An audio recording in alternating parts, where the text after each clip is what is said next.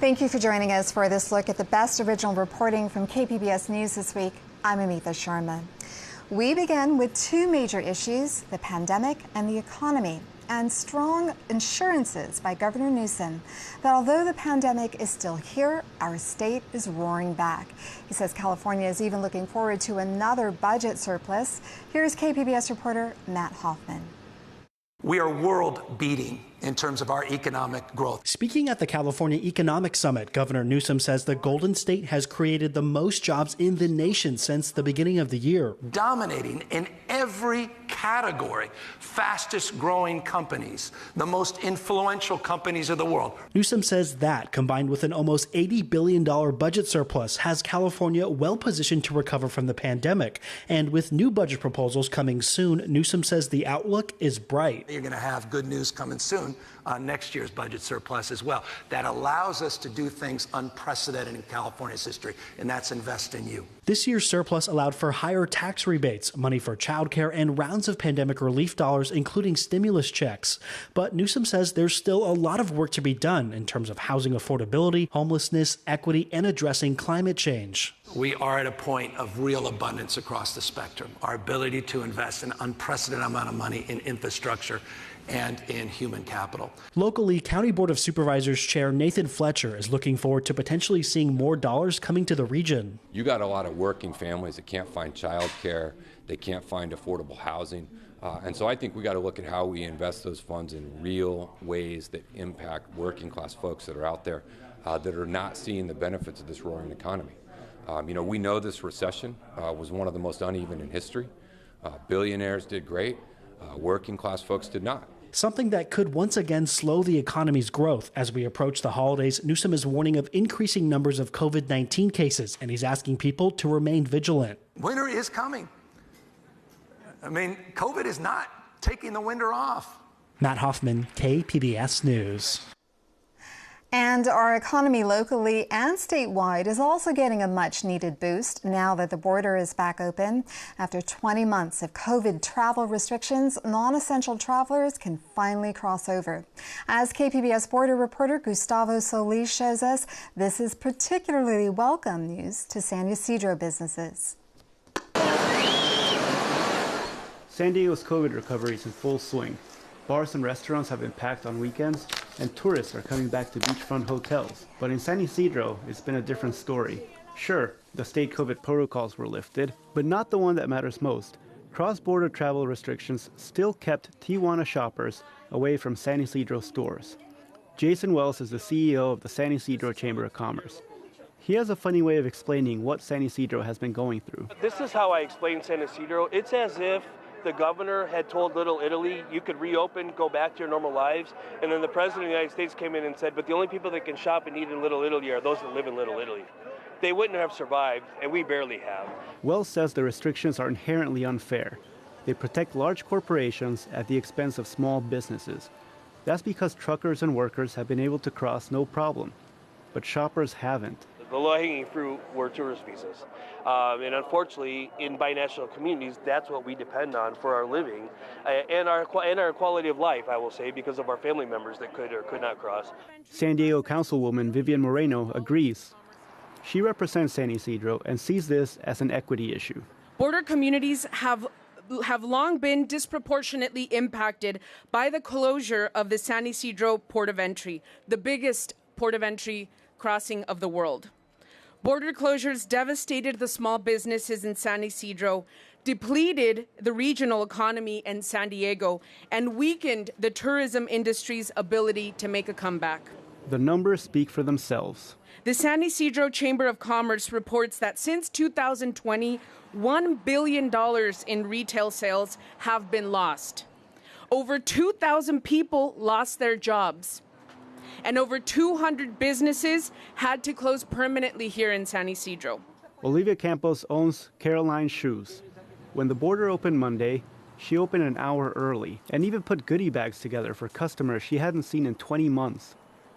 But on day one, the border reopening didn't live up to the hype. We expected to see more people, she says. One theory behind the low numbers is long border wait times, or at least the fear of them. It only took about 15 minutes for people to walk across the border on Monday morning, but Customs and Border Protection told the public to expect longer wait times because of the reopening. So maybe people stayed home Monday to see how things play out. Kenya Samaripa is the Executive Director of International Business Affairs for the San Diego Regional Chamber of Commerce. Even with ongoing concerns over border wait times, reopening the border is a net positive, she says. This is great news, especially for South County. Even with the border wait times, this is a new opportunity for them to reconnect with their consumer base, reconnect with their cross-border workers, and at least keep that sort of flow of tourism injected into the San Diego economy. We've been waiting a very long time for this day. This is a great day for Tijuana, for San Diego, for our binational region. Let's give it up for reopening. That was San Diego Mayor Todd Gloria. He joined dozens of politicians and political leaders from both sides of the border to celebrate the reopening. They spent months trying to convince Washington, D.C. to lift the ban. One ray of hope from this whole ordeal is that local leaders now have a roadmap of how to get the federal government to care about border issues. What we have done today should be a template going forward to drive positive change in this border region. You'll know that for the last 5+ years, it seems as though the border is something bad. Everyone up here knows the border is an asset in Tijuana, in San Diego, in Baja California, and in California. This is a difference maker. It gives us an edge in the global economy. It improves our quality of life. It makes us a better region. Gustavo Solis, KPBS News. In a move to get the economy moving even more, calls are going out for more truckers. A shortage is helping keep the supply chain disruption from clearing up. KPBS reporter Alexandra Rangel looks at what local driving schools are doing to meet demand. Brakes in. A little blow on the horn there, make sure nobody's out hanging out. It's all clear. Andre Weston is a driving instructor at United Truck Driving School in Mission Valley. I'm going to teach them how to do a little bit of upshifting. We won't worry about downshifting too much inside here.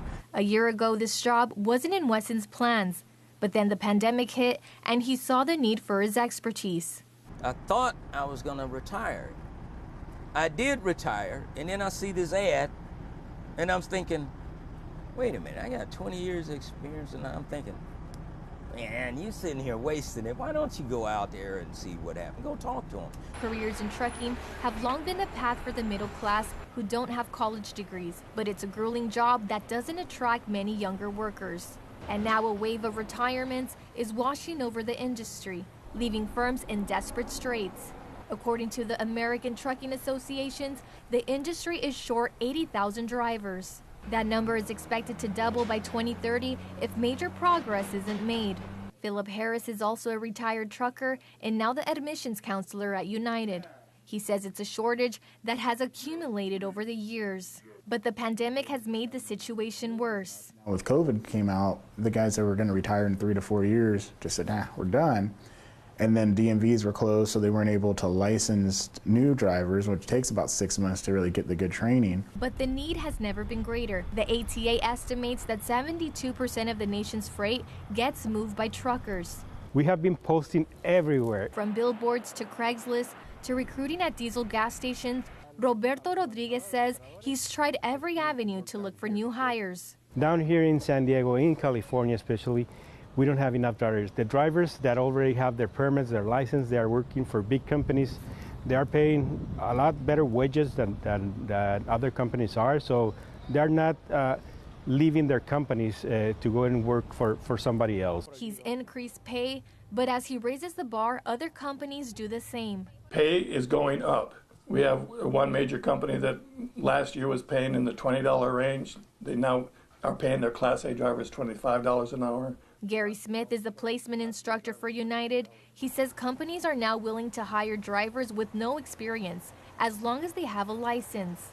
That used to be unheard of. Rodriguez says he can't be choosy. Right now, he has 1,000 trailers on his lot waiting to be picked up. The company is now looking to Mexico for help. We have been working with a lot of lawyers or law firms to verify they can help us to do any process so we can give Mexican drivers the opportunity to work down here. Brakes, flashes are still on, release the feet.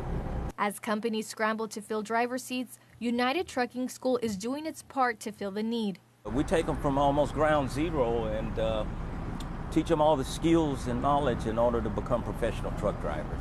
During the 4-week course, students earn their Class A and Class B commercial driving license and are helped with job placement. The news of the driver shortage and higher pay appears to be having an effect. For the first time ever, United has a wait list of students looking to join the program.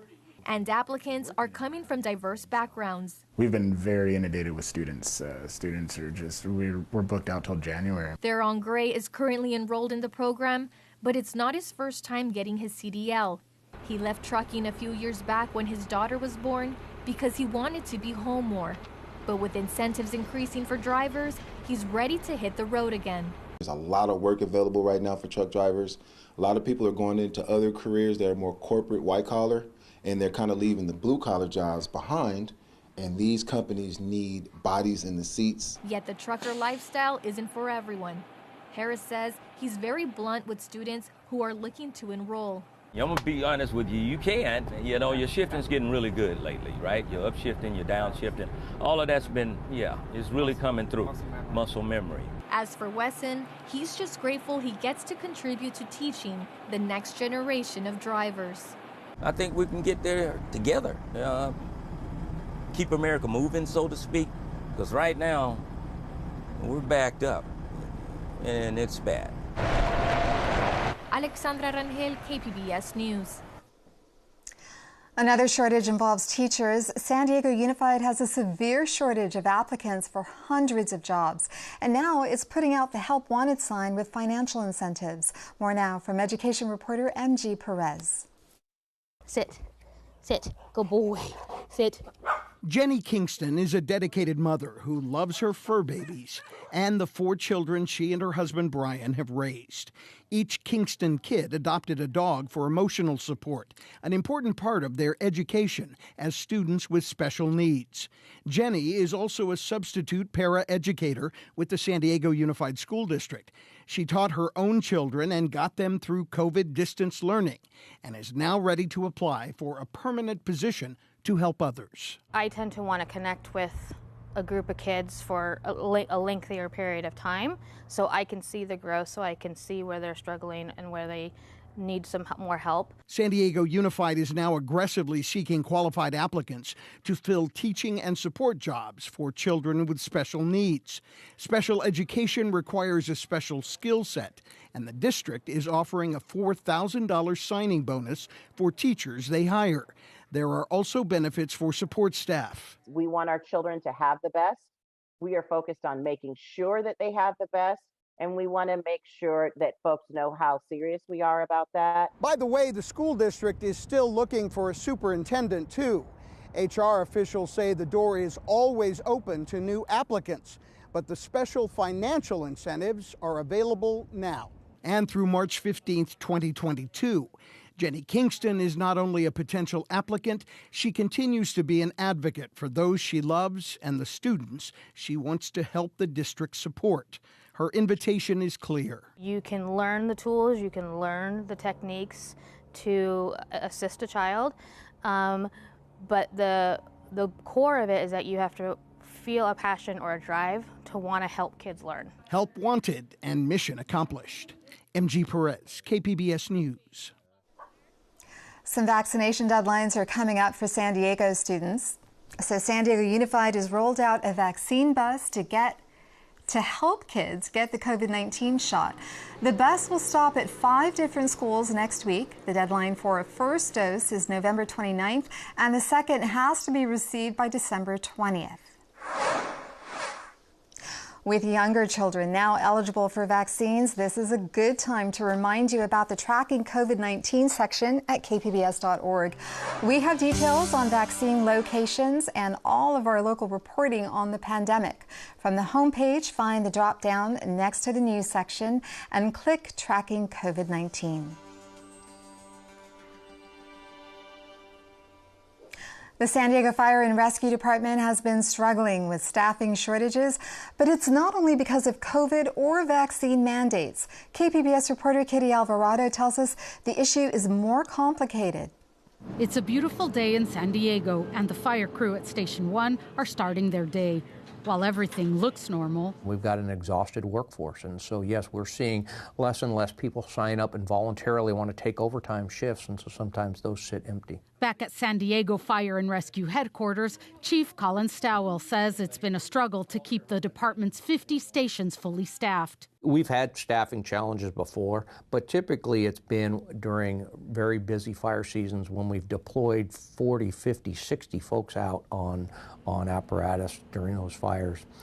We don't have anybody out on those fires right now. He says the staffing shortage has already resulted in a brownout of a station this year. The absolute last resort for us is to have to shut down a first responder unit. We take that very seriously. We just did not have enough bodies that we could even hold and require that they stay at work.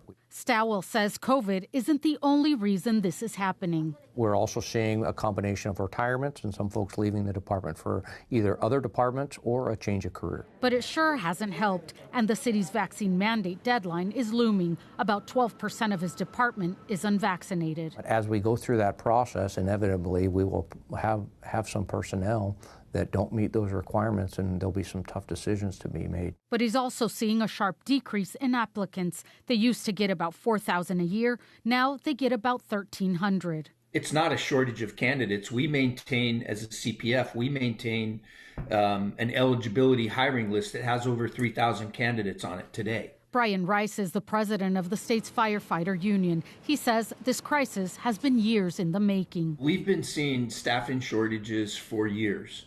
Is COVID to blame? No. Is the wildfire season to blame? No. Do they play a role in it? Yes. But to me, the blame falls squarely on cities, counties, and municipalities as employers for failing to hire the adequate number of firefighters. Rice says fire departments have to stop relying on seasonal firefighters, inmate crews, and overtime. Meanwhile, Stowell says they will meet their staffing goal by 2023. Kitty Alvarado, KPBS News. Where to draw the lines? The city of San Diego is getting closer to a new map of city council districts. KPBS Metro reporter Andrew Bowen takes a closer look. One of the biggest questions facing the city's redistricting commission is what to do with UC San Diego.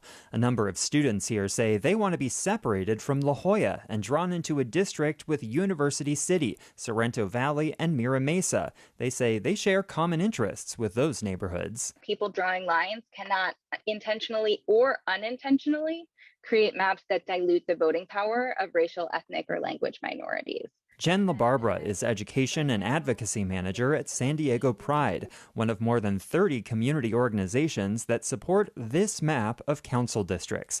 They say it satisfies a number of concerns, reuniting neighborhoods that are currently split into 2 or more districts, and creating more districts that empower people of color. 4 of our 9 districts are majority people of color, if you combine Black, Asian, and Latinx voters, and with one of our districts being about 50-50. So as our region continues to grow more and more diverse, we expect that district would actually go up over the 50% mark, which would give us 5 different majority-minority districts.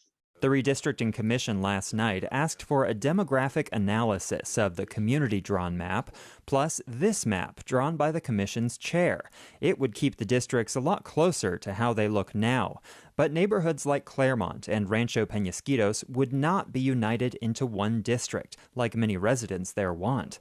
Still, Commissioner Fred Cosmo of Point Loma says the alternative would dilute the voting power of coastal communities. I continue to believe that the collaboration map disenfranchises hundreds of thousands of people from districts 1 and 2 and 7 and 5 and pull together ignore communities of interest, but I'll look at all the maps in a fair light. LaBarbera disagrees. The communities of color, the usually lower income communities around the rest of the city, have always been disenfranchised every single redistricting process. And so, maybe it's time for those white affluent voters on the coast to also, kind of share that burden a little bit more fairly of all of the changes that come about in redistricting. The Redistricting Commission will meet again on Saturday and try to strike a compromise. After that meeting, it will hold at least 5 more meetings to get more input before settling on a final map in mid-December. Andrew Bowen, KPBS News. Many of the stories in this newscast are among the most popular this week at kpbs.org. Others include a report from California health officials that all adults can get a COVID vaccine booster, not just those the CDC listed.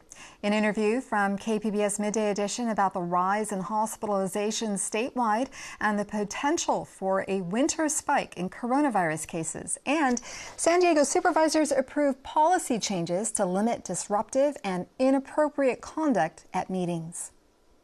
County supervisors aren't the only ones dealing with trouble at their public meetings. This week, the Poway Unified School District voted to hold the next meeting virtually. As KPBS reporter Kitty Alvarado explains, school board members are receiving death threats from anti-COVID mandate protesters. Motion carries 6-0. This is no ordinary vote for a school board. Due to the continual imminent risks to the health and safety risks of staff and board members, we recommend that the board approve conducting the regularly scheduled Poway Unified School District Board of Education meeting on November 18, 2021, online via virtual video conferencing. On Monday, Poway Unified School Board members voted unanimously to hold their next meeting online because they felt so unsafe. The protesters have also visited board members and the superintendent's home in the past several weeks to personally deliver stacks of manifesto documents. Board members are also receiving death threats to them and their family members. During the special meeting, Superintendent Dr. Marion Phelps described how protesters have terrorized school officials on district property and their homes. Hours prior to our October 14th board meeting, protesters were arrested by the San Diego Police Department, refusing to leave the building after doors were locked, refusing to wear masks, and refusing to leave the building after it was officially closed. Student school board member Winnie Hsu was at that October meeting. In that moment, it was definitely a terrifying experience that a public meeting was being stopped based on a riot against mask mandates. In the moment, I think I was almost in shock that it was actually happening in our local district. And, we were the board members who were being targeted. And has also been receiving threats. It's definitely been harrowing as a senior in high school experiencing these things, especially serving in such a public role. Hsu said meetings should be held online in light of those incidents and another on Monday. For me, it's definitely saddening to know that we have to do so for our personal safety. It's the right thing to do for the time being. Hsu says school officials are merely following the state's public safety guidelines. Kitty Alvarado, KPBS News.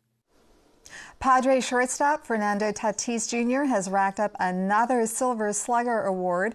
The award is given to the best hitters in baseball, and he's won it twice in 2 years. Former Padres Tony Gwynn and Benito Santiago also won multiple Silver Sluggers. Tatis is also a finalist for Most Valuable Player. That award will be announced next week. It's an historic event, and now a group of students in Mira Mesa will be there front and center. We're talking about the annual Rose Parade, which will return to the streets of Pasadena. Once again, KPBS education reporter MG Perez on this special invitation. It's official. The Mira Mesa High School and the Sapphire Band, the invitation to be in the 2022 Rose Parade. Roses are red, and so is the jacket of Dr. Robert Miller, president of the Tournament of Roses Parade. He came to deliver the news in person and give the 225 members of Mira Mesa High School's marching band and color guard a pep talk. This coming January 1st, the Sapphire Sound will appear in the 133rd Rose Parade in Pasadena. They will be seen by an estimated television and online audience of more than 75 million people worldwide. It's an honor that only goes to 16 marching bands every year, and this is one of them.